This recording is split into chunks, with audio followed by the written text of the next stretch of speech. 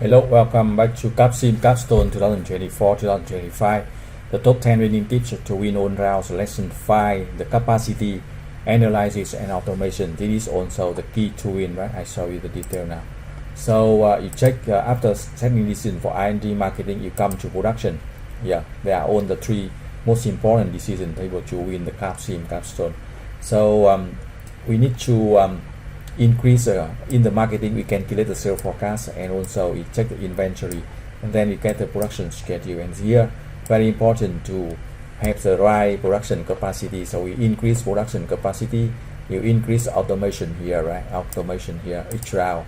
Traditional and low end, we need more automation than high end performance and size. Low end can increase to 10, traditional can increase to 8, and the other high-end performance size here increase to 4, 5, and 6 in round 4 and 5 and 6, right?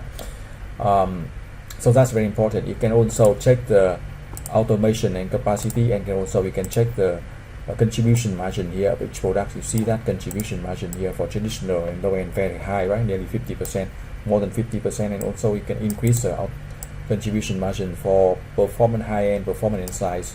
Here the new traditional, new low end, new traditional is also very high. So remember to increase capacity and also increase automation in round 1 and 2 and 3, and later round 4, 5, 6, so that you can increase product profit, product contribution margin, right?